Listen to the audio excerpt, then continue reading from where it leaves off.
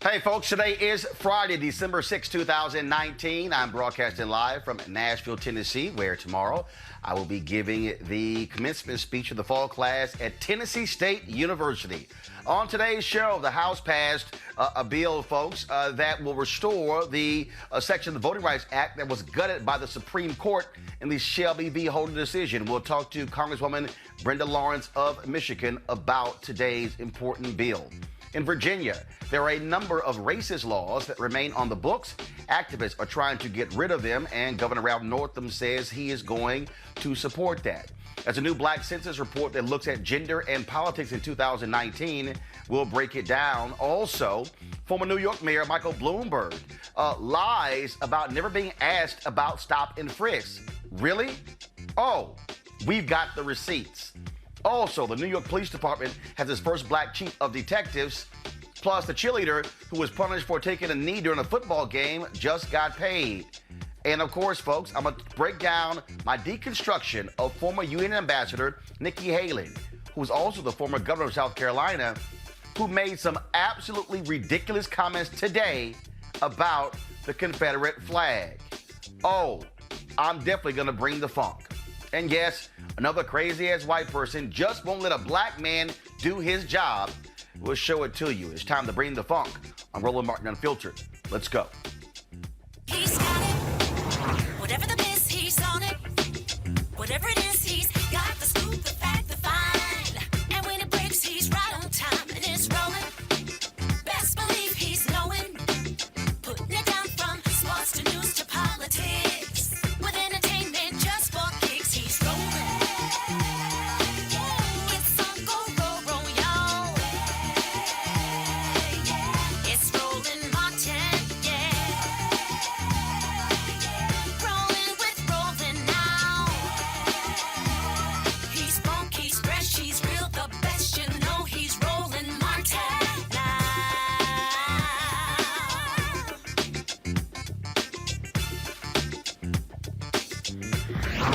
Martin.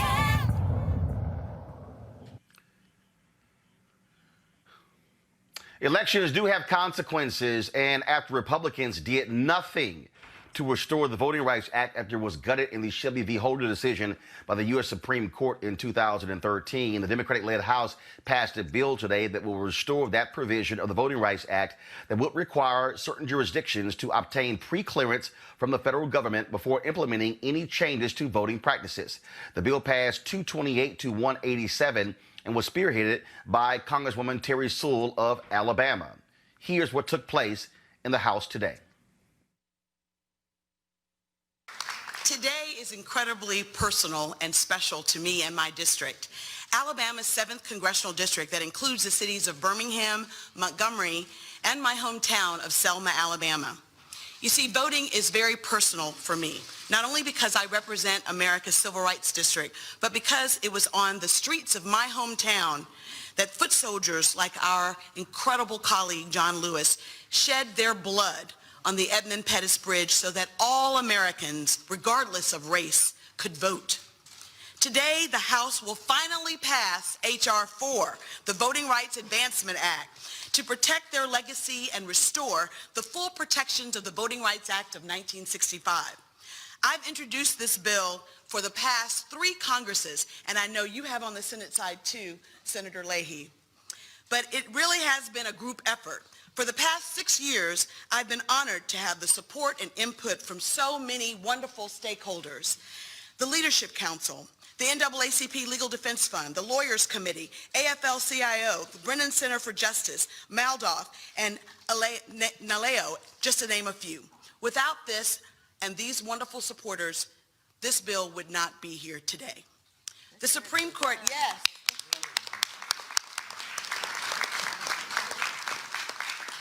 The Supreme Court's Shelby versus Holder decision gave states with a proven history of voter discrimination free rein to re-engage in suppressive voting processes. My state of Alabama, home to Shelby County, has implemented a more restrictive voter ID law and has the audacity to close nearly a dozen polling stations as well as DMVs since that decision. Alabama isn't alone. More than 24 states have enacted strict voter ID laws since 2013. State legislatures have worked to gerrymander districts, purge voter rolls, and reduce early voting. Today, as we pass H.R. 4, we protect the legacy of the foot soldiers of the voting rights movement, like our wonderful Congressman John Lewis. Ordinary patriotic Americans who achieved extraordinary social change in the name of justice. To invoke the words of 103-year-old Amelia Boynton Robinson, who was also bludgeoned on that bridge in 1965, and who was my special guest in 2015 for the State of the Union as we celebrated the 50th anniversary of the Selma to Montgomery March. She was often approached by so many people at 103, and they would always say the same thing: "We stand on your shoulders. We stand on your shoulders." And she, in her inimitable words, would often say, "Get off my shoulders. Do your own work," is what she would say. So on this wonderful day, as we pass H.R. 4, I want to invoke her words and say, "Miss Amelia, we're doing our own work. We're passing H.R. 4, and we're making sure that voter equality is alive and well in America today." This ongoing struggle to redeem the soul of America. We're not there yet. And there are forces in America today trying to take us back to another time and another place. But with the passage of this bill, we're saying we're not going back, we're going forward. The only thing I did or tried to do with a few other people is to get the right to vote. We gave a little blood on that bridge to help redeem the soul of America. So our struggle is an ongoing struggle. We can never give up. We can never lose hope. We're going to pass it here. Yes. Today, we're going to do it, Madam Speaker. We're going to do it. We're going to do it. And we're going to send it to the Senate. Yes. We must do it. The vote is the most powerful, nonviolent instrument or tool we have in a democratic society. And people should be able to use it, all of our citizens. So thank you very much. Joining us now is Michigan Congresswoman Brenda Lawrence. Congresswoman, how you doing? I'm doing great. How are you? Doing great. First and foremost, let's get right to it. Republicans had an opportunity to do something about this. It was Congressman Sensenbrenner of Wisconsin who tried to push forward a bill, virtually got no co-sponsors from the Republican side. The Republicans clearly have used this Supreme Court decision to lead voter suppression, and that's why they did nothing over these years in order to fix this decision by the Supreme Court. You know, so often when people, and it was amazing to watch on the floor, a white man of privilege saying, "We don't have a problem. We have the Voting Rights Act. There was no person found that wanted to vote that couldn't vote." But let's talk about, in the example of Terry Sewell's district, they closed down the registration centers, which is usually the DMTs, and they closed them down in all the black neighborhoods. So if you become a voting age and wanted to register to vote, you would have to take a bus or transportation, drive out to another community to register to vote. There were people who changed I was campaigning last year in South Carolina, and it was a historically black university who has had a voting precinct on that campus for over 50 years, and they closed it down. These are things that, you know, they say, oh, they can go to the other precinct. But they're systematic, and they were happening all over the country. And today we're saying we will not tolerate that. And if you do it, there will be consequences, because we will have the right to do an evaluation and to come in and to examine what you've done and the impact it has on the community. Another thing that so many people, when we're fighting and saying we want voting rights, they go like, oh, please, you can vote if you want to. The number one thing to destroy or to enslave a people is to take away their right to vote. It does not go unnoticed that history has shown that we literally had our forefathers die for us to have the right to vote. And they fought us and persecuted us and did everything because the fear is that if people in this democracy go to the polls and vote, it literally will create an economy that all people will be able to be treated equally and not this just privileged few. Now, only one Republican had the guts to stand with Democrats. That is Congressman Brian Fitts of Pennsylvania. That shows you how the Republican Party has changed, because previously, when the Voting Rights Act was reauthorized in Congress, typically it passed with flying colors by Democrats and Republicans. Well, you know, I'm in an environment now in Congress, and Roland, when this president took office, and even before, his number one agenda is to divide, separate, and create this us and them environment.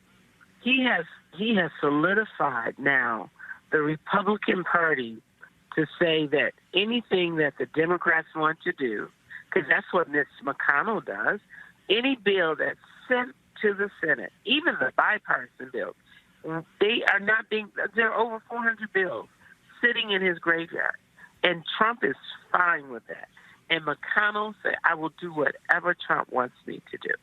Because they do not want to bring anything to the death of this president that he would have to sign that shows that he has any compassion or any sense of wanting to make this country a country that works for everyone. And so when you look at this partisan divide, it's being nurtured and it's being just driven and rewarded by the President of the United States of America. Again, that's Congressman Brian Fitzpatrick. I gave his Twitter handle is @RepBrianFitz. Now, here's the real issue. The question now is, will Senator Mitch McConnell allow this to come to the floor in the Senate? I doubt it very seriously. He's blocked more than 300 bills passed by House Democrats. What message does that send? What do you say the message sends to black voters, to young voters, to white voters, all voters who care about voting rights at the Republican Party likely is not going to allow this bill to move forward? Well, this just goes right on in the bin with all the other bills and violence against women. We have passed gun violence control laws and sent it to the House. These are things Americans care about.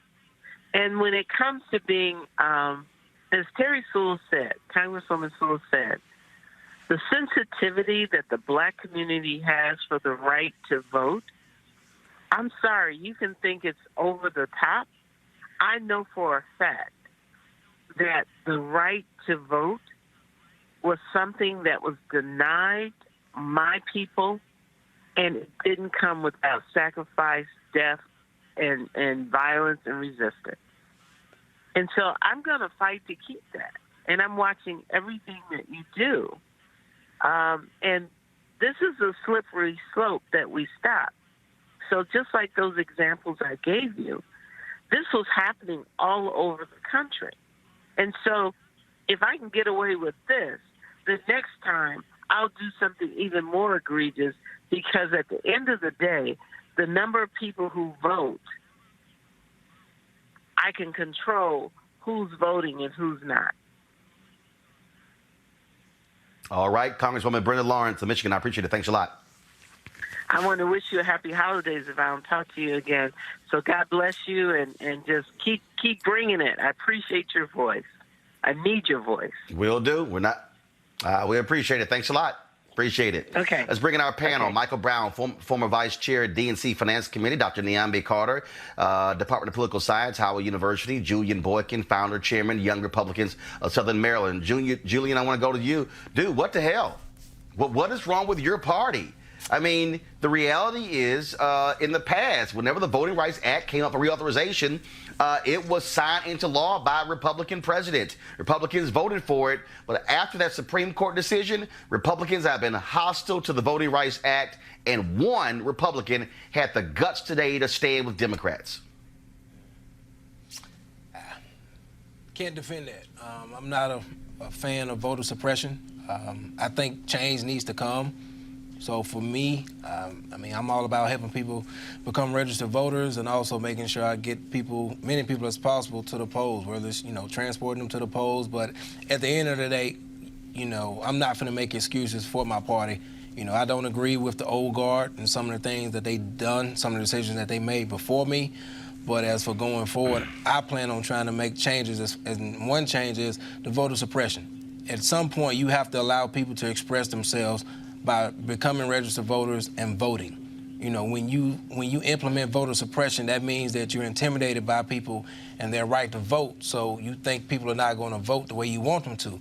At the end of the day, if you put a message out there and people are either going to agree with your message or they're not going to agree, but I don't believe in voter suppression. When you implement that, that means you're trying to control people, and that's one way to control people is by suppressing their vote. So I encourage people, if you don't think voting is important, this is a wake-up call that, hey, if you're not impressed with where your schools are looking, where the roads are looking, not enough jobs in your area, I highly encourage you, get out and vote. It doesn't matter about the party, but make sure you understand the importance of voting. By not voting, you're telling people you don't care. If you're telling someone you don't care, then you're not trying to become an asset and trying to fix the problem. You're not trying to find a solution for the problem at all. Dr. Nyambi Carter, I want to go to you. Bottom line here, the Republican Party has led voter suppression. It is a part of their strategy. This is what their goal is. It is undeniable. And the fact that only one had the guts to vote for the bill today shows you exactly where this party, this national party, Donald Trump, McConnell, McCarthy in the House, Roland McDaniel, the GOP chairwoman, state legislatures all across the country, the Republican Party does not want to support voting rights in this country. Well, absolutely. I mean, there's nothing that barred them in all these years to rewrite that section of the Voting Rights Act, right? All that the Supreme Court said in Shelby County v. Holder was that the formula that was used in 1965 was too old. They could have done something in all these years. The fact that they didn't do anything other than pursue voter suppression in various state legislatures around the country tells you they had no intention, right? Because if you don't rewrite the Section 4 formula, then Section 5 is null and void. And so they don't want pre-clearance. They actually don't want oversight of the election laws in those states that had a long history, right, of harming people who were considered minorities, not just racial minorities, but language minorities and others. So this matters not just for black people, this matters for indigenous populations, Native Americans who've been having lots of difficulty registering and trying to exercise their right to vote, Latino citizens, Asians, and others. So this is very purposeful.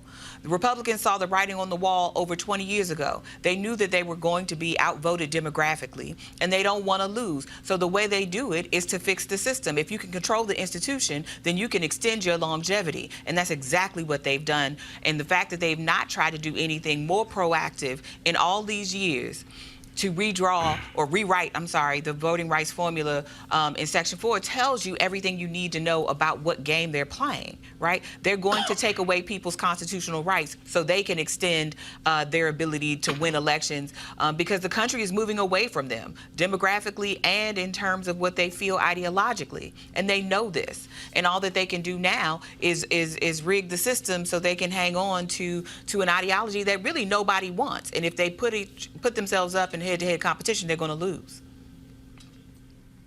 Michael Brown, this is simple. This is a party with no guts whatsoever. They're showing their true colors. And I keep saying to black folks, understand what's going on. Donald Trump has now appointed one out of every 5 federal judges. They are pushing folks through who are hostile to voting rights, who are hostile to civil rights.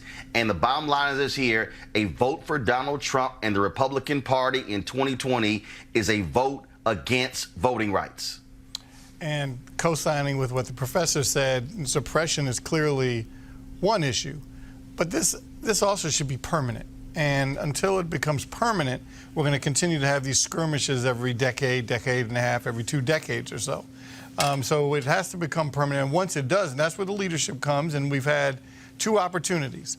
We had it in the first term of President Clinton when you had a Democratic Senate and a Democratic House. Same with the first term of Obama. You had a Democratic Senate, Democratic House.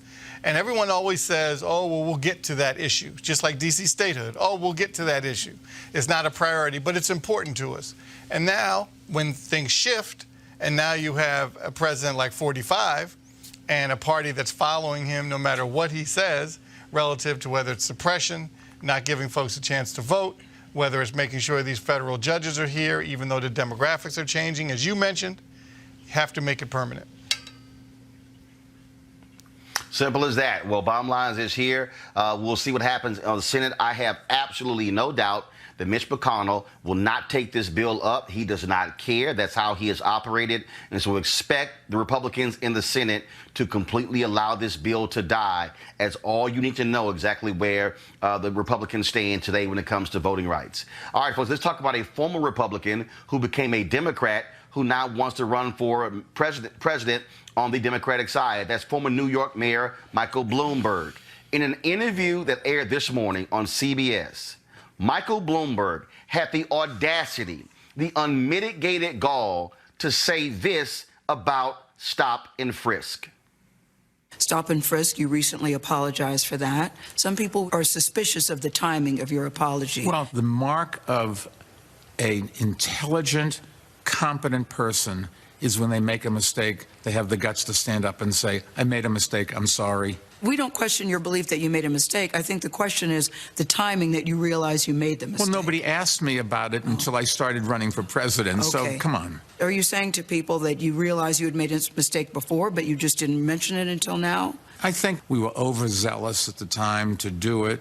Our intent was to do anything we could to stop the carnage, the murder rate. And what was surprising is when we stopped doing it a little bit, we thought crime would go up. It didn't. It went down. You know, it should have, would have, and could have. I can't help that. But in looking back, made a mistake. I'm sorry. I apologize. Let's go fight the NRA and find other ways to stop the murders and incarceration. Those are things that I'm committed to do. And the more I do that, the better off everybody is. Sorry, Mike Bloomberg. You are a lying sack of crap. Celeste O'Brien actually addressed this issue, folks. And this is what she sent out in a tweet. She tweeted that she asked Bloomberg to take part in a documentary about Stop and Frisk 6 years ago. He declined. She also tweeted that in 2014, she asked him directly if he was sorry about Stop and Frisk, and he said that more black and brown people should have been stopped. Abby Phillips, who is with CNN, tweeted the following on this very issue. First, I'll bring it up in a second, but a number of people actually did ask him. There is video, Dr. Carter, of Michael Bloomberg defending Stop and Frisk. To sit there and lie, to say no one asked, is outrageous. Activists asked, journalists asked, many folks asked. Mike Bloomberg goes, oh, come on. No, Mike Bloomberg is trying to replace a liar in the White House. He is lying about Stop and Frisk, and somehow he wants us to just ignore the constant defense that he gave to Stop and Frisk. And he thinks that going to a black church led by Pastor A.R. Bernard in New York and apologizing is somehow going to cause us to forget how he simply defended it. He only apologized because he is trying to run for president. Simple as that. Absolutely. He's doubled down on Stop and Frisk several times. He tried to expand Stop and Frisk. I mean, remember, they also wanted to collect people's biological information at one point in time. So this man was dedicated to this program, and not to mention the carnage and the havoc that it wreaked on black and brown communities who've been caught up for nothing, right? I mean, we've seen what happened with folks who couldn't afford cash bail and how long they were kept in jail and other kinds of things. So Stop and Frisk wasn't just an inconvenience. It was dangerous. It was wrong, and it was unethical. He knew it, and now he's saying, okay, well, I punched you in the face, but I said sorry now, so let's just get over it. There's been no attempt to repair. There are communities in New York that are still traumatized, and for him to actually sit there and say that nobody asked me about it, when we absolutely know that there were activists and others in New York who were holding his feet to the fire consistently throughout this period, talking about why Stop and Frisk was an infringement on folks' civil rights. And for him to sit there and say, oh, well, nobody really asked me about it, he's a liar. He's not worth our time. And I mean, really what he's trying to do at this point is buy an election, right? This man has $52 billion personal dollars. Yes, sir. Michael Bloomberg, I'm sorry, to lie that blatantly disqualifies himself for running. Stop and Frisk is one of the biggest issues, biggest blights on his record. It was shameful. It was despicable. It simply did not. Then after the judge ruled it unconstitutional, ruled against it, Bloomberg went out and said that crime was going to go back up and assail those who were fighting to stop it. And we know, but the facts, crime did not go up. Michael Bloomberg flat out lied to Gayle King. And if a person's going to lie like that about this issue, they will lie about something else. Well, I don't think anybody's happier than Mayor Pete because now he's not in the bottom for black and brown support. And it was flat out just a flat out racist policy. We were just talking during the break about where it started. And, you know, I understand that it was the brainchild of Giuliani, but Bloomberg is the one that put it on Front Street. And now de Blasio is putting out numbers showing that crime has actually gone down, that you don't need stop and frisk. So it's just a wrong policy. It's a racist policy. And it's too bad that his apology rang hollow. But look, Julian, you can't get around it. He lied. Simple as that. And if he had any guts, he would come out and say, you know what, I was mistaken, what I told Gayle King. But here's the other deal. I don't even give a damn about that. I don't accept his apology because he is only apologizing now, only because he's running for president. He did not apologize. He was defending Stop and Frisk as late as January of this year, but all of a sudden, after he announces he's running for president, oh, I'm sorry. I've now found the light. Yeah, I think honesty is the best policy when you're running for office, and just about anything you support or you have supported in your past, especially if it's controversial like Stop and Frisk, is going to come up. If, you know, I feel like he should have just came out and said, hey, it was something I should have supported. It should have never happened. But to try to just, you know, sweep it under the rug like, hey, I'm sorry, you know, let's move on. Then you come with the angle of let's deflect. Let's bring up the NRA. You know, I want to go after the NRA. At some point, you know, when it comes time for a debate, this issue is going to come up again, and he's going to have to answer to it. And if he has the same response during a debate like he did this time with Ms. Gayle King, it's not going to set well with African Americans. You know, I don't think he's going to get far with his debate, but at some point you're going to have to, you know, address it and just be honest with the people.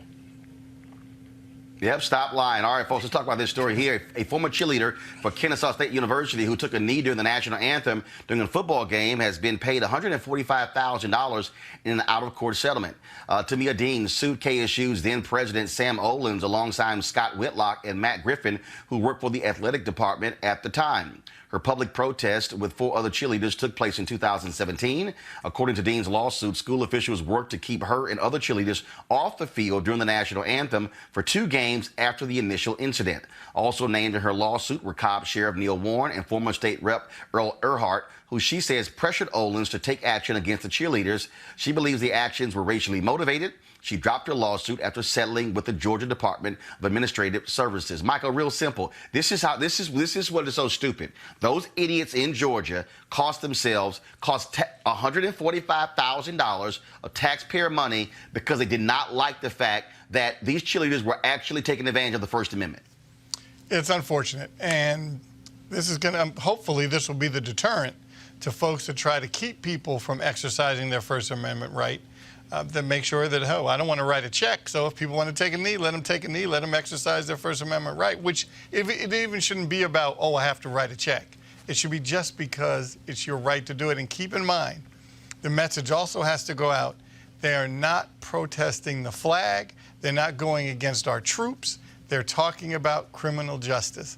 That's all they're protesting, and that message has to also be illuminated. I think that message need to be broadcasted more, because when you see the message of, hey, look at these black people taking a knee as being disrespectful to the flag, I see that more than the actual truth being spoken. So when Colin Kaepernick... But Julian, that was done on purpose. Julian, I understand that was done on purpose. But what I'm saying is, it needs to be broadcasted more. But it was done... It needs to be broadcasted more, though. But Julian, it can't. But here's the deal, though. The narrative was driven by Fox News. The narrative was driven by conservative radio. True. The narrative was driven by individuals like that. And so there were people like me and others who did broadcast it more. But it was by design to purposely lie about the purpose of Colin Kaepernick's protest, because that's the real deal. They don't like it when you dare invoke the flag. They want to sit here and play the game, but the lie was by design.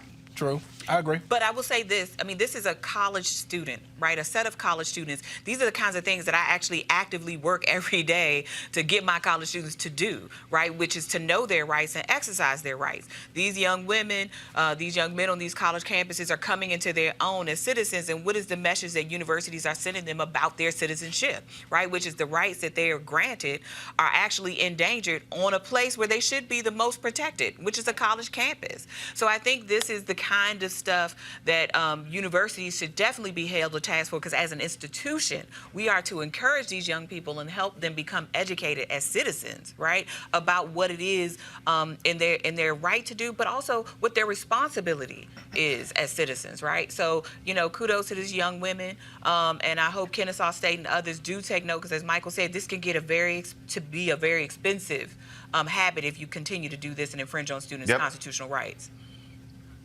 All right, folks, going to a break right now. We come back, we'll talk with Alicia Garza about the Black Census Project.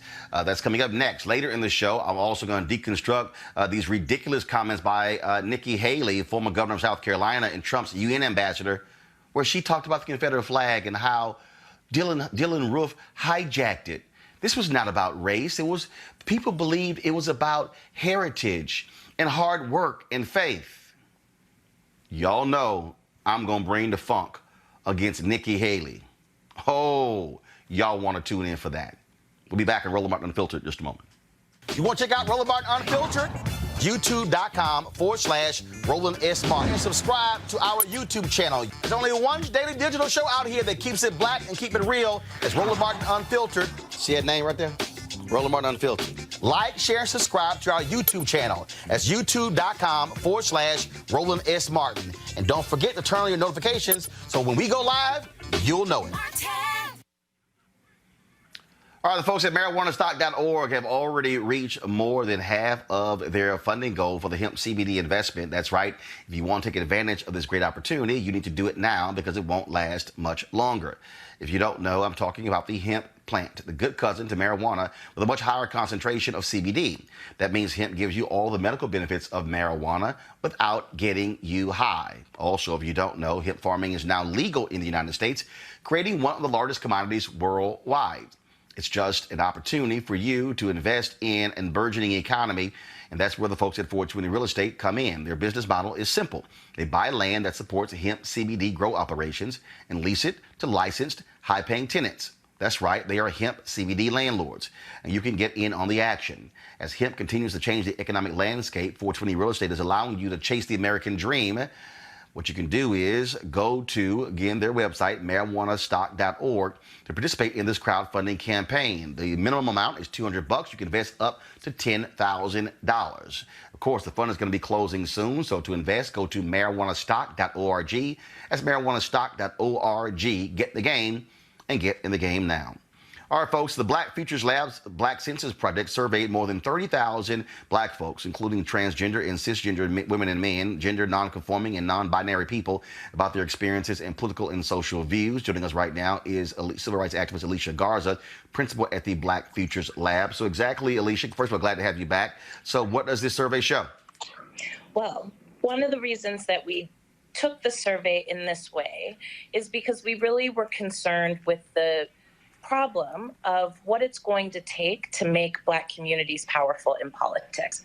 And we took the data from the Black census and we looked at it from a number of different lenses. And this lens is looking at the data through the lens of gender and how it is that people's experiences as transgender, gender nonconforming, or cisgender people impact their political perspectives and activities, but also impact the vision that they have for the future. And what we found was a couple of things that I think are very interesting. We talk a lot about the role that Black women are playing in politics, and we all know that it's incredible. But what we don't talk so much about is the role that Black cisgender men and Black transgender people are also playing in politics.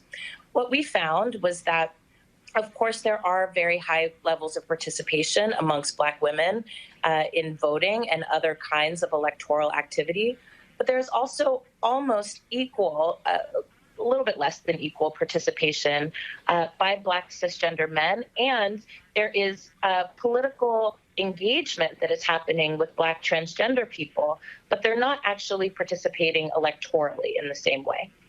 Why this matters is because it gives us some insight into what it would mean, right? What would be the implications if Black transgender people, for example, who are already incredibly active, whether it means that they're joining organizations, they're participating in protests around having their rights being rolled back or having additional restrictions being placed on their dignity and human rights.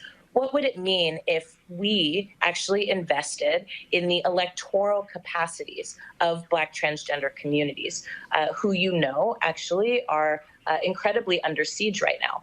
Would that change election patterns, right? In places around the country where, of course, we are concerned about the impact of Black turnout, right, on the outcomes of elections. We also found that the issues that folks care about are actually relatively similar. However, one of the things that is challenging and concerning is that when we look at each of these groups, Black cisgender women, Black cisgender men, Black transgender people, and Black gender nonconforming or non-binary people, what we found is that folk are much less likely to identify problems that are impacting other communities as their own problems. So let me just give an example. In our census, what we found was that Black transgender people are more likely, right, to say that violence against themselves, violence by the police, right, is an incredible issue.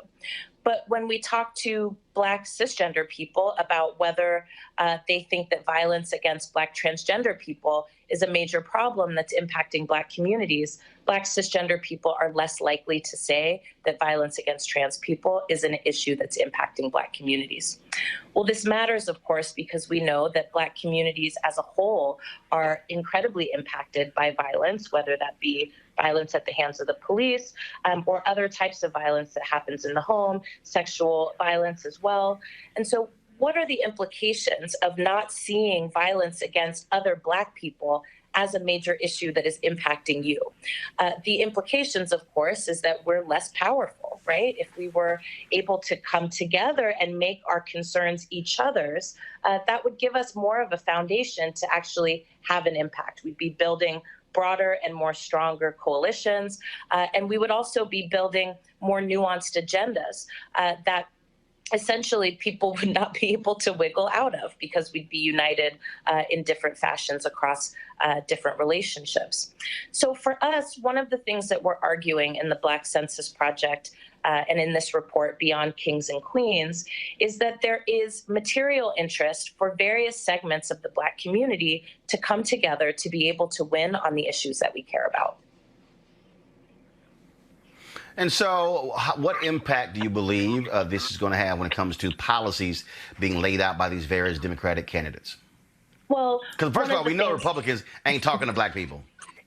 Actually, Republicans are talking to Black people, and this is a concern that we have here, is that the space that we leave open by not building these kinds of alliances, by not building these kinds of networks that can help us win, our opposition is actually moving into that space and taking advantage of what we're leaving on the table. So when we see things like Blacks for Trump, when we hear things, right, about, how folks should leave the Democratic Party and, either vote for Trump or not vote at all, these are messages that are getting into spaces that we're leaving wide open. And so this report is really looking specifically at that. I can say from our perspective, from the Black Futures Lab, what we are working on is making sure that nobody in Black communities gets left behind. And our hypothesis is that the more that we're able to come together, the more we're able to leverage our power. We're getting ready to launch a program that's called Black to the Ballot, where we are expanding the electorate, the Black electorate, in 5 states across the country: California, Louisiana, Georgia, Florida, and Alabama. And we are committed to not only registering 10,000 new Black voters in those 5 states, but we're also looking very carefully at the constituencies of Black people that we know are not yet politically engaged, but have everything to gain from being politically engaged. And then coupling that, of course, with a Black agenda that is helping folks to understand that it's not just about casting your vote, it's about casting your vote in pursuit, right, of an agenda that is going to impact our lives in positive ways.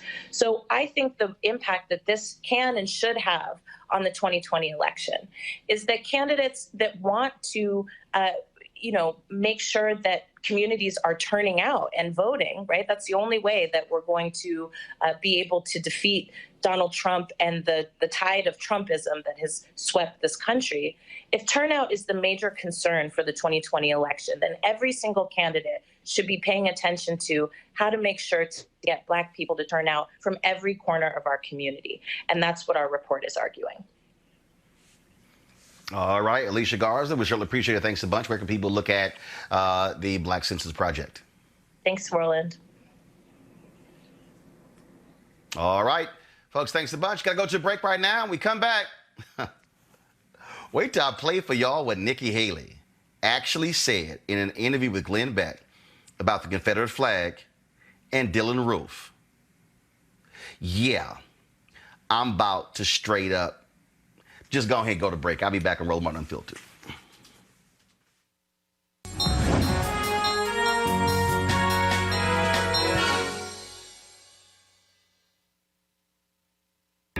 Changing the mind is very difficult on how way people act and how they grow up.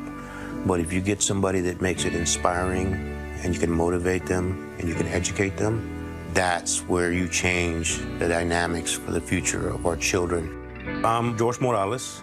I'm the constable of Precinct 4 here in Travis County. I'm raised in Southeast Austin, a community called Dove Springs. In the late 80s, early 90s, it was really hard in our community in Dove Springs. We had a lot of gangs and drugs that were being sold in our communities. I came up in law enforcement, seeing a lot of constables put themselves in the forefront.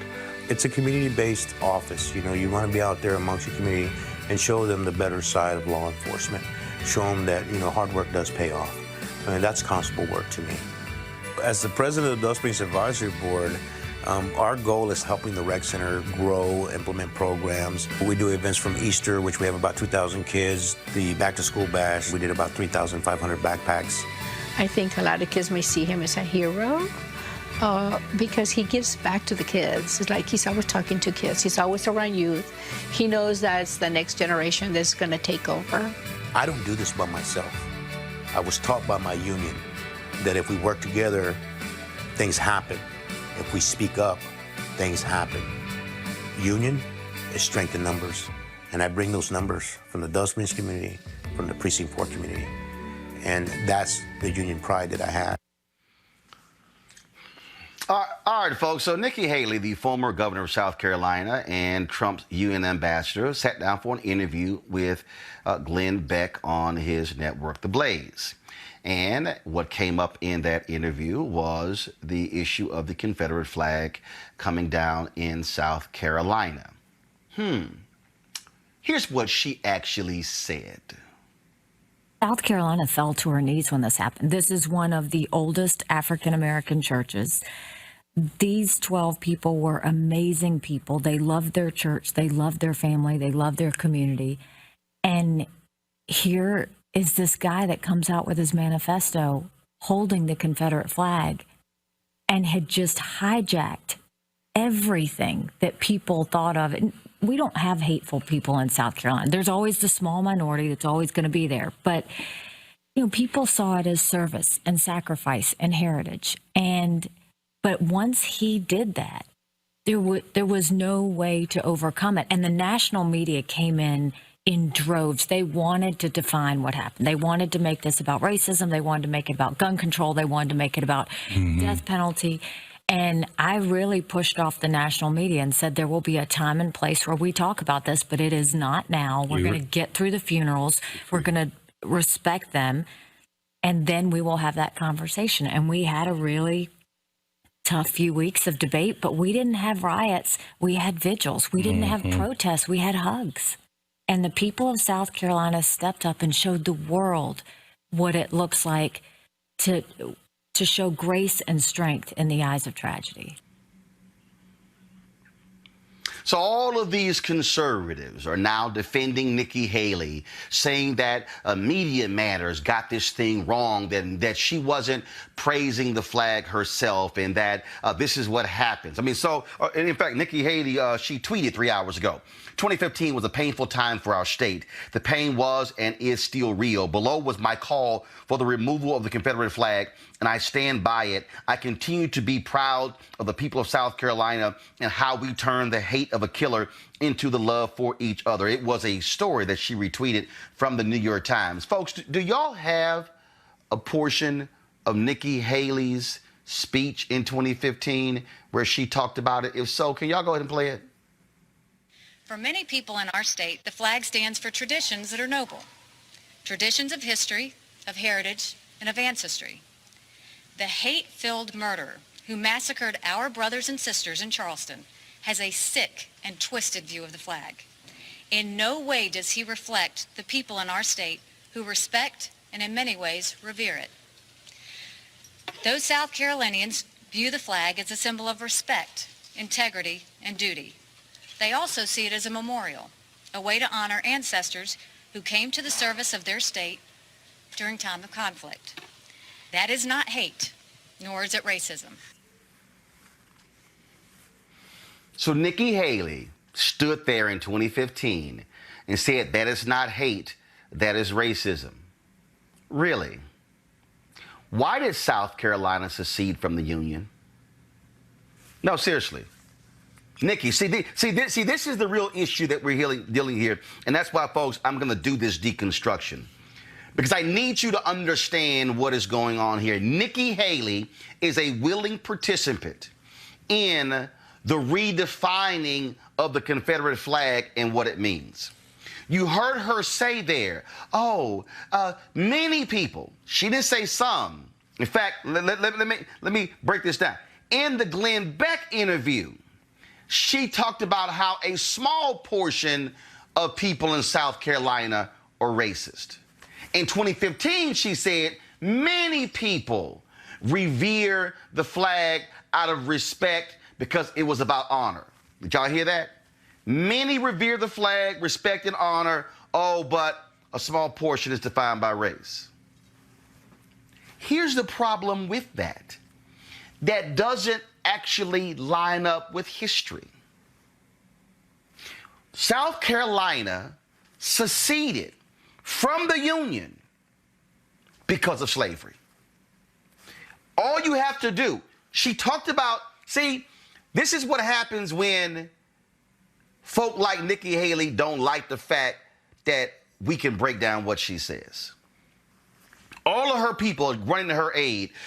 People should be going after all these journalists who misinterpreted what she said. No, not one time did Nikki Haley say, there are people in my state who revere the flag because they see it as honor and respect, but they are wrong.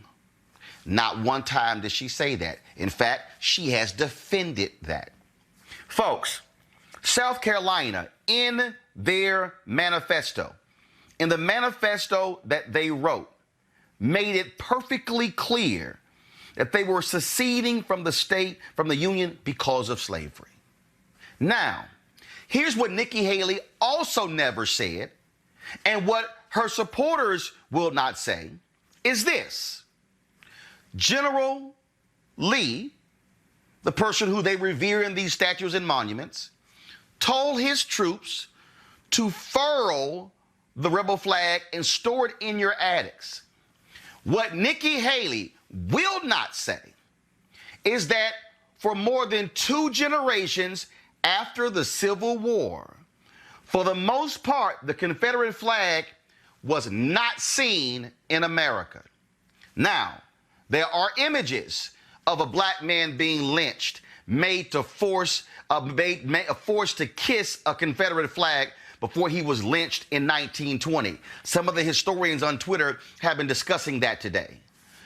But it wasn't until 1948 when the Confederate flag came out as a national symbol. You might ask, well, Roland, what happened in 1948? In 1948, there was a meeting in Mississippi where the Southern Manifesto was created. Nikki Haley referenced a manifesto written by Dylann Roof that was racist. Yet it was a Southern manifesto written in 1948 because the National Democratic Party had dared to include civil rights in their plank. Now, let me unpack this. Republicans, yes, it is factually correct that the Republican Party historically, from Lincoln up until that period, were in support of civil rights. But there was a Republican President, Herbert Hoover, who aligned with, called the Lily White movement, who partnered with Southern Dixiecrats and the KKK to oppose black people. Those are historical facts. If you want to go research it, knock yourself out, but I got receipts. So in 1948, the Southern Manifesto is written. Who was the leader of that 1948 convention in Mississippi where the Southern Manifesto was written? South Carolina Senator Strom Thurmond, who was the man who set the record for filibustering a bill when he filibustered for more than 24 hours of the 1957 Civil Rights Act. South Carolina Senator Strom Thurmond. Now, Nikki Haley talked about it, how people saw it in terms of reverence. Do you know that South Carolina raised that flag over its state capital in 1961 in celebration of the 100th anniversary of the Civil War? But that's not what they called it. Do you know what they called it? They didn't call it the 100th anniversary of the Civil War. In fact, they purposely called it, because first of all, President Eisenhower commissioned a National Civil War Centennial, okay? I'm reading a quote, and this is from a gentleman named Daniel Hollis of South Carolina. Daniel Hollis was appointed to the state commission that was created, y'all gonna love this one, for the observers of the 100th anniversary of the war between the states. That's what they called it. Daniel Hollis, PhD in American history from Columbia University, taught for 36 years at the University of South Carolina in their history department. His specialty, Southern history and the Civil War. Daniel Hollis said this in this piece that was written several years ago. I'm the only one on the commission left alive. I tried to get them to call it the Civil War Centennial, but they insisted on calling it the Confederate War Centennial. Quote, I was the only Civil War historian. There were 3 UDC girls on it, and John May was the chairman. May was a state representative from Aiken. He called himself Mr. Confederacy and wore a Confederate uniform to our meetings. I called May an inveterate Confederate. They would argue that the war wasn't fought over slavery but states' rights. That's ridiculous. Without the slavery issue, South Carolina would not have seceded. You think they would have gotten angry enough about tariffs to start shooting? Quote, the ruling elite that ran this state all owned slaves. They denied the war was over slavery, insisting that it was over states' rights. But it was over the states' rights to own slaves and enforce white supremacy. That's the reason the South Carolina flag was raised in 1961 to celebrate this, and it remained there. So Nikki Haley says that there are people who see this as a symbol of honor and respect and heritage. Why doesn't Nikki Haley have the guts to tell those people they were wrong? Because she wanted their votes, and she still wants their votes. That's what the real deal here is. Now, let me also explain a few things that she broke down to Glenn Beck. Could y'all go ahead and cue that up? And when I tell you to stop it, please stop it. So once it's ready, hit play. South Carolina fell to her knees when this happened. This is one of the oldest African-American churches. These 12 people were amazing people. They loved their church. They loved their family. They loved their community. And here is this guy that comes out with his manifesto holding the Confederate flag and had just hijacked everything that people thought of. And we don't have hateful people in South Carolina. There's always the small minority that's always going to be there. Stop. She said Dylan Roof just hijacked it. Folks, would y'all like to see photos of white folks waving the Confederate flag against folks in the civil rights movement? Would y'all like to see people in South Carolina doing that? Do y'all know that the governor of South Carolina said he was not going to allow black folks to go to state universities? Do you know that South Carolina said if they would shut down the entire education system in that state after Brown versus Board of Education? Do you know what the folks were doing? Waving the Confederate flag. There is a direct correlation between white hate and the Confederate flag. Those two have gone together. White folks in South Carolina and Alabama and Mississippi, when they were protesting civil rights and protesting black folks demanding their human rights, they were not waving the American flag. They were waving the Confederate flag. So ask yourself this question. What made Dylan Roof write a manifesto, a white supremacist manifesto, and embrace the Confederate flag? It's because that's what white supremacists have been doing for the last 100 years. Surely Nikki Haley has actually read a book. Surely Nikki Haley has done that. But guess what? Her own son told her. Abby Phillips, a correspondent for CNN, tweeted this today. Quote, when I talked to Haley in 2015, she was fully aware that many people in South Carolina associated the flag with hate long before Dylan Roof. She even told me that her son had raised the issue to her before. So I don't understand why she wouldn't even bother to mention that in this interview.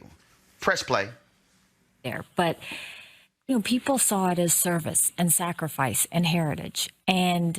But once he did that, there was no way to overcome it. And the national media came in droves. They wanted to define what happened. They wanted to make this about racism. They wanted to make it about gun control. They wanted to make it about death penalty.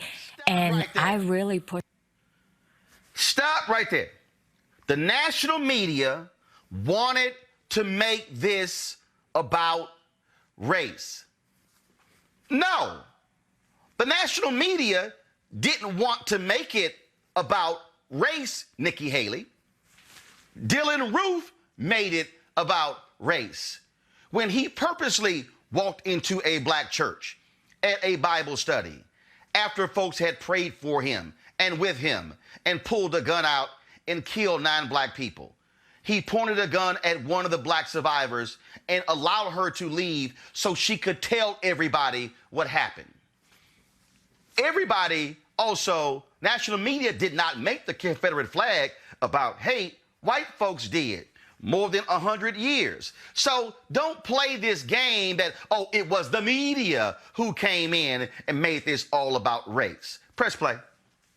Off the national media and said there will be a time and place where we talk about this, but it is not now. We're going to get through the funerals.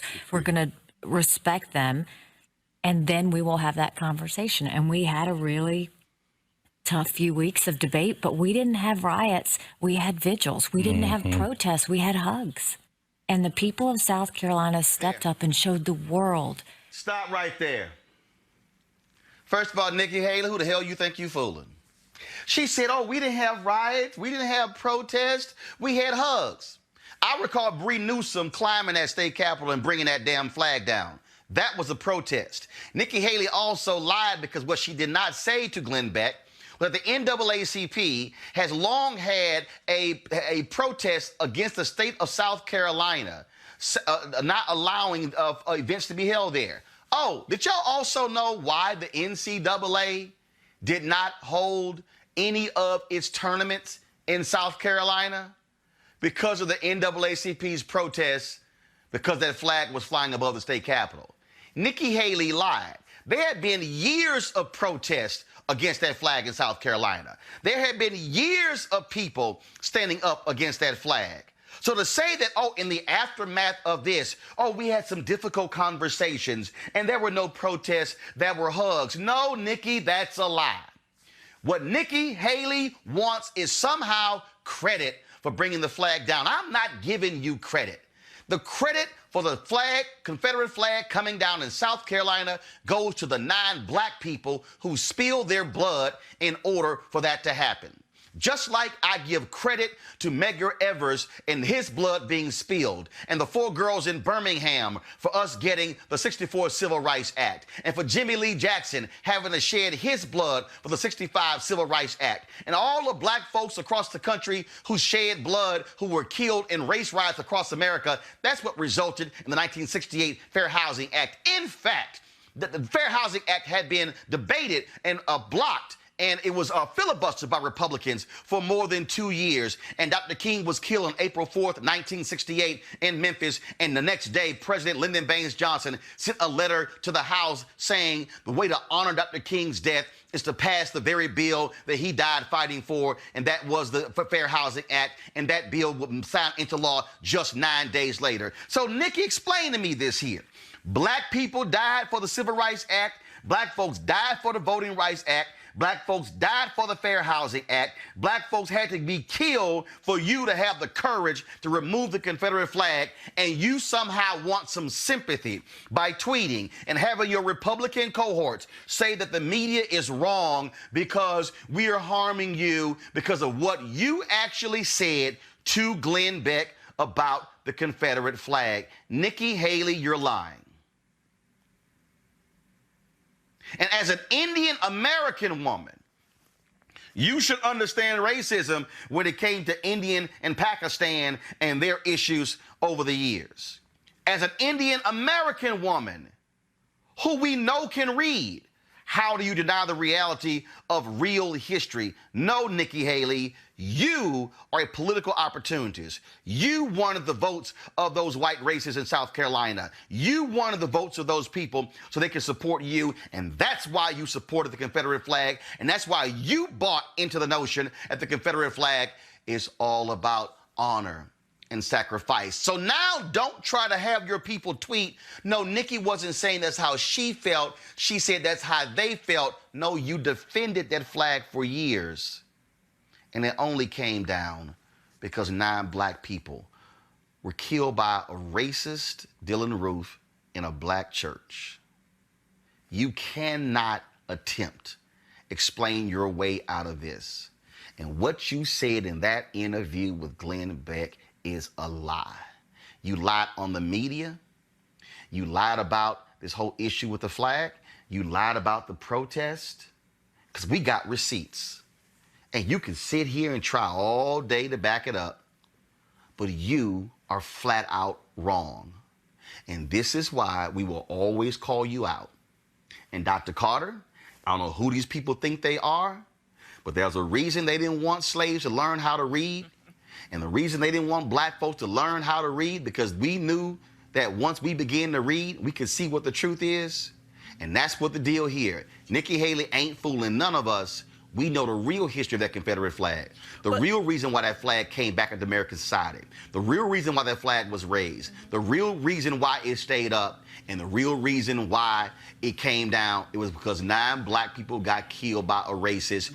And yes, folks like Nikki Haley could no longer defend that flag because Dylann Roof used it for the same purpose white folks did since 1948.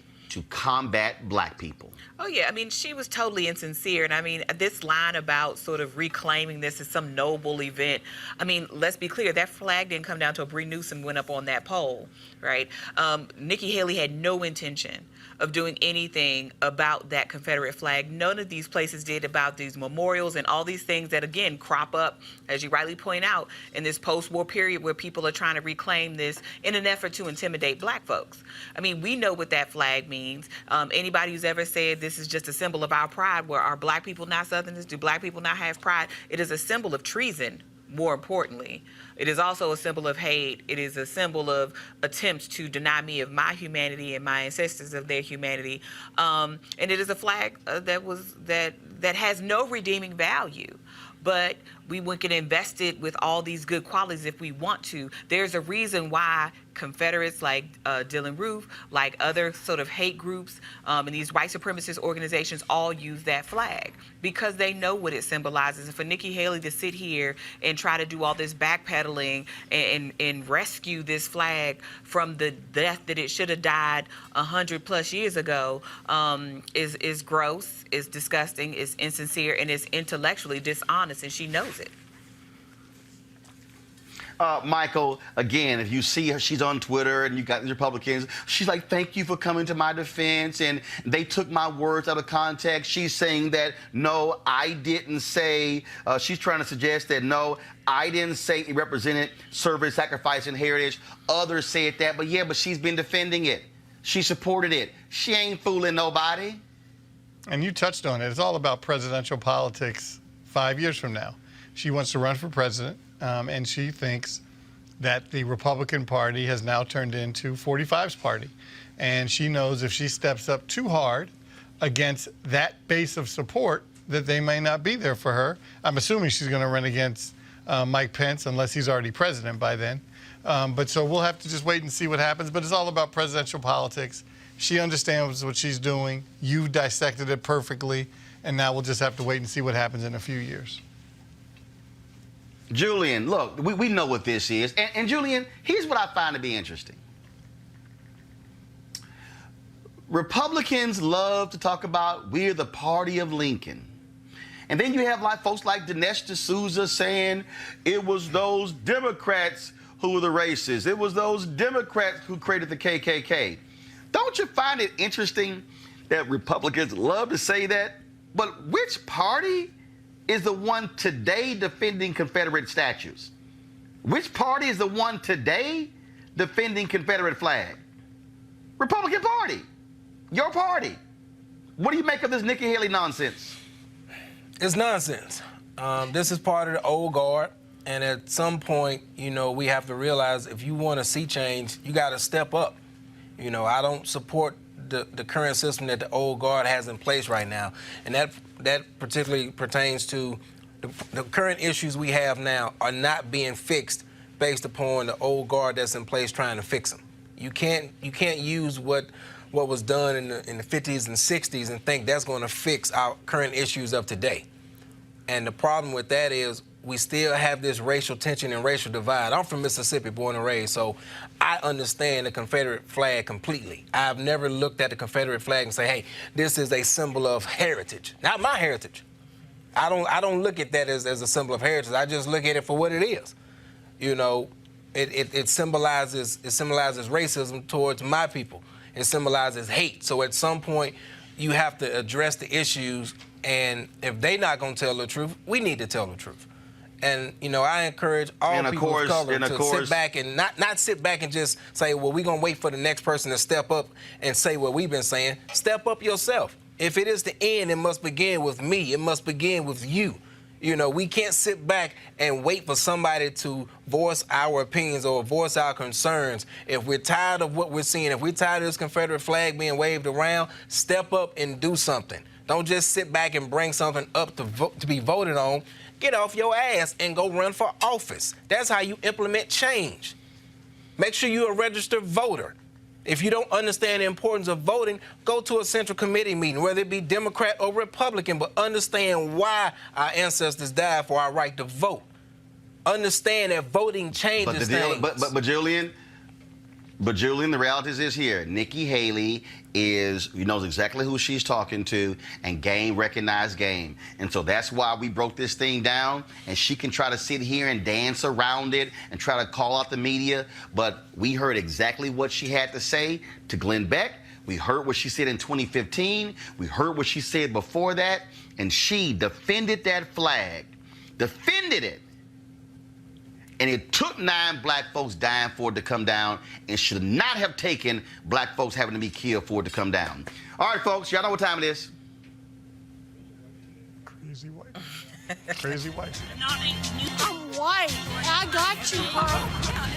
Illegally selling water without a permit On my property. Whoa! Hey! I'm uncomfortable.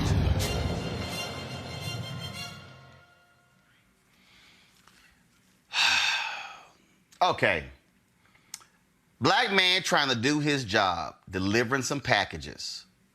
He works for UPS. And this crazy-ass white woman had to roll up on him. Give me somebody's information to check up on you, because I don't understand why you're walking around this neighborhood. This is crazy. With a bunch of packages. This is what I be talking about. These folks be bothering me like. I'm not bothering you. So I want to complain to UPS that you're looking very suspicious and making me nervous. What? I live in this home. I'm making you nervous? Yes, absolutely. Because this is crazy. You absolutely are making me nervous. This is crazy. Because, no, let me tell you why. You know why? Yeah, tell me why. My car has already been broken into twice. Yeah. And guess what? Yeah. It's a really big thing in this neighborhood for people to walk down the street for vandalism. Yeah. So, I don't even live over here, lady. I'm not giving you shit. I need you to give me your name. I'm not giving you shit. Then we're going to stand here for a while, aren't we? Man, stand my ass. Then I'll be following you until I get Damn, this lady is crazy, yo. Like I said, you look very suspicious. I'm trying to tell you. Man, you need to at least be able to tell people who you work for. Man, I have the jacket on. She's smoking crack. And we'll talk to the driver this route. Is the person I need to talk to them about. Lady, you smoking good crack. Well, you might need to be.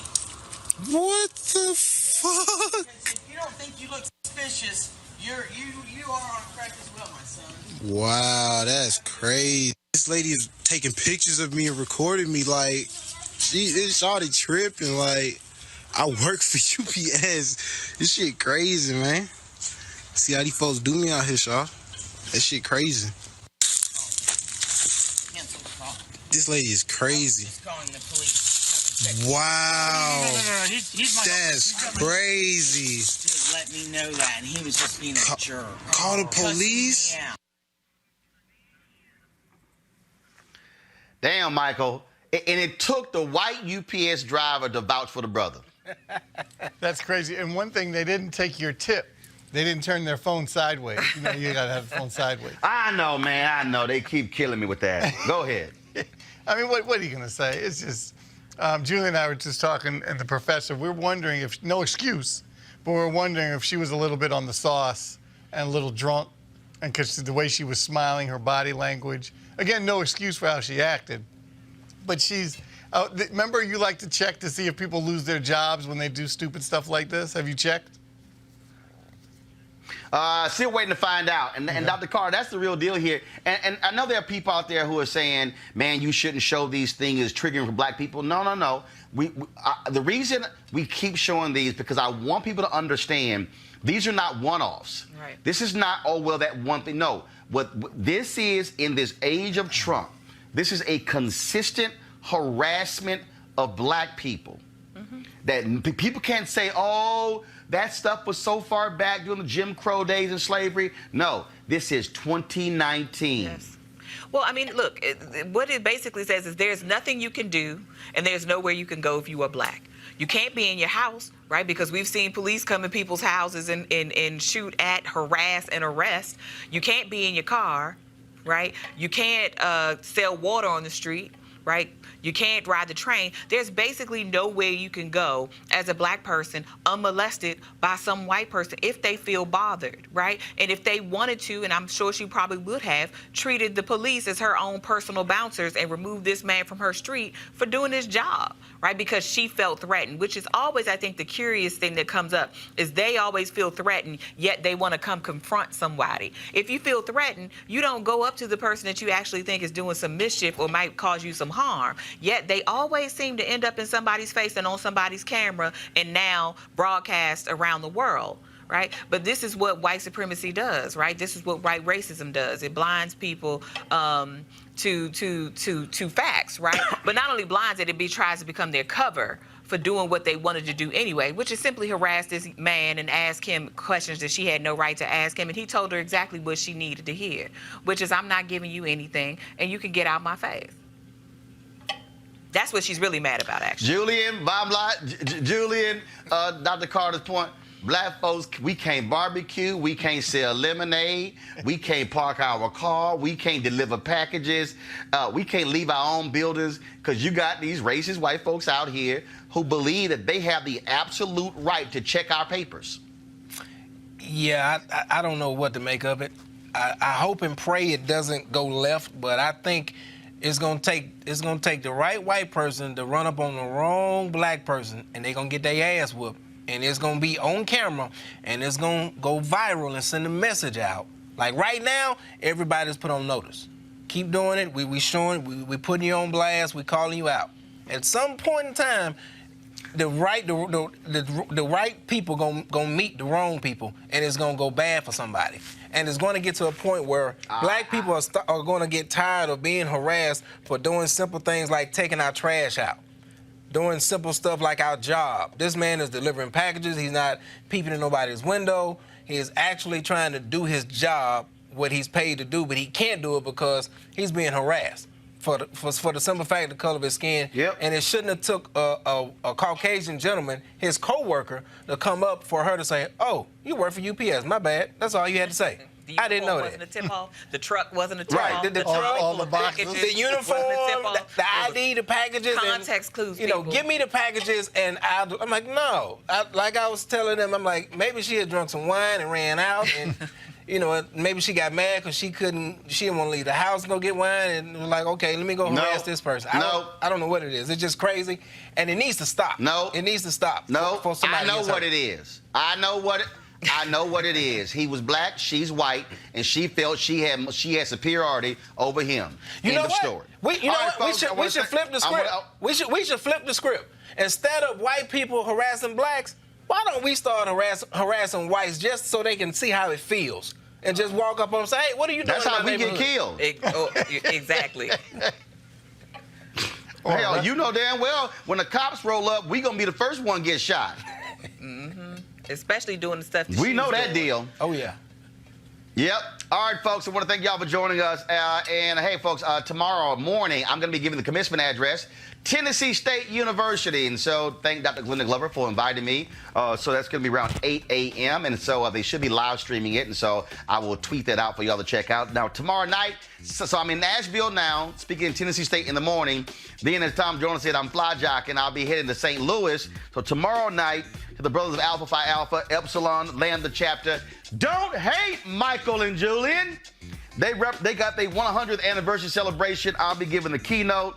I know y'all are two Omegas. I know you couldn't wear this, but it's all right. Trust me, I wouldn't wear that. I wouldn't want to wear that. Next time I see you in the studio, I'll make sure I give you a gift. I have a nice Founders Day gift for you. But the one thing I do know y'all Omegas did, you took one of our colors because you couldn't be original. That's right. So I got to go. All right, folks. So again, Tennessee State, we're going to light that thing up tomorrow, graduation. Let's get ready to have some fun. To the Alphas, I'll see you guys tomorrow night, in St. Louis. I want to thank everybody who watches this show. And let me tell you something. I love, you know what I love? I got to go ahead and end it this way. I love all of these haters who for the last year, all these so-called new black media people who trashed us saying this wasn't going to be successful. Here's what I find to be real interesting. After 1 year, we did 100.7 million views, 345 million minutes watched, nearly 500,000 plays on our podcast. But here's the one that's really cracking me up, y'all. Just so y'all understand. When we launched this show, we had around 130,000 subscribers to our YouTube channel, okay? That's who was subscribing to this show. Let me just check right now. So this for all you haters, okay? All you fake new black media people out there. And yeah, I'm talking to you. Y'all know who I'm talking to. Cause see, I ain't gonna give your name because you ain't worth nothing. Today, we got 409,000 subscribers. So in 14 months, y'all, and this is for the folks who can't do math. In 14 months, we have increased our YouTube channel subscribers by 279,000. Hell, we've added more new subscribers than they have total. That's what happens when black people understand who really understands media, who really is speaking to our issues, and who aren't frauds. So y'all can run around with your little boy Isaiah Washington. Yeah, Isaiah, I read your little punk ass tweet. That's why I called you out, and you afraid to debate me as well. Because now you running around, and I know Julian, you got to be laughing when all of a sudden Isaiah like, oh, now all of a sudden he a Republican. Man, well, sit down, boy. I know real black Republicans. But the point I'm saying is, folks, y'all know the real deal. Y'all know the issues we cover. Y'all know the panelists that we have and the guests that we have. There's nobody else doing a 5-day-a-week show that speaks to our issues. Nobody. Nobody else who's doing it. Okay, so they can run their miles in 1 or 2 days, but we are committed to black people, committed to our issues, and committed to raising the consciousness of our folks. So let me tell you right now, all y'all wanna be talking y'all new black media, and I want y'all to clip this and share it, because when y'all share it with your followers, all you doing is getting me more followers, because I don't share nothing y'all send out. I dare y'all to do what we do. I dare you to put the voices that we have on. I dare you to put the members of Congress on. I dare you to have folks like Alicia Garza on your show. I dare you to have black economists and black generals and black political scientists and black studies leaders and black Republicans and black conservatives and black liberals and black progressives. I dare you to try this 5 days a week. You think you knew? Like Uncle Charlie Wilson saying, sons, I'm new school and old school. That's when you know you got credibility. Y'all want to join our Bring the Funk fan club? Please go to RolandMartinUnfiltered.com. Join our Bring the Funk fan club. Every dollar you give goes to support this show to make it possible. You can give PayPal, Square, as well as Cash App. This is all about speaking our interests. And so right now, we always end the show every Friday showing you all of the people who have joined our Bring the Funk fan club. If you don't see your name on here, all you got to do is send us an email. We'll have your name added. Hit the like button here on our YouTube channel. Follow us because, y'all, we got some stuff for 2020 that's going to blow this thing off. And like I said, we understand the power of black media because the first black newspaper, Freedom Journal, said we wish to plead our own cause, too long have others spoken for us. And that's what we're doing in 2019. I got to go. Holla!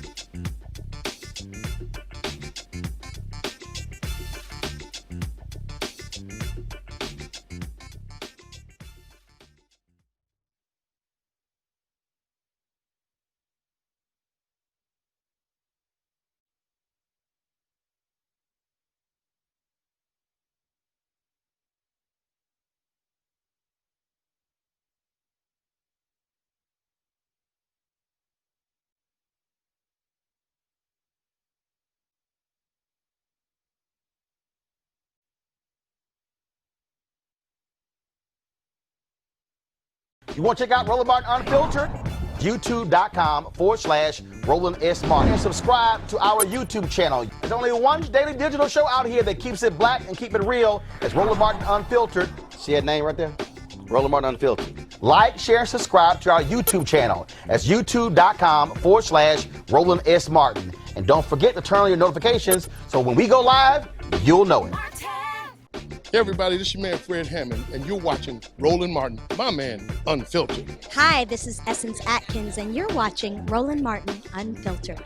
Hey yo, Peace World, what's going on? It's the Love King of R&B, Raheem Devon, and you're watching Roland Martin Unfiltered. Hi, my name is Brescia Webb, and you're watching Roland Martin Unfiltered. And well, I like a nice filter usually, but we can be unfiltered. What's going on? This is Tobias Trevelyan, and if you're ready, you are listening to and you are watching Roland Martin Unfiltered. What's up? I'm Lance Gross, and you're watching Roland Martin Unfiltered. Hi, this is Cheryl Lee Ralph, and you are watching Roland Martin Unfiltered. I mean, could it be any other way? Really? It's Roland Martin.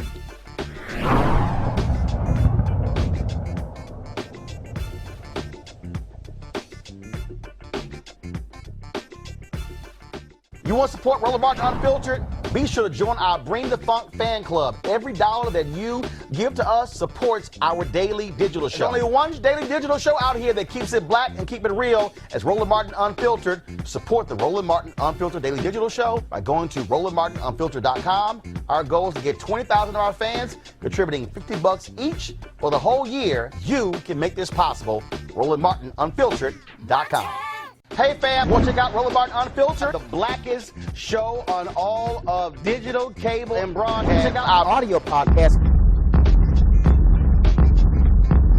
There's only one daily digital show out here that keeps it black and keep it real as Roland Martin Unfiltered. Press play.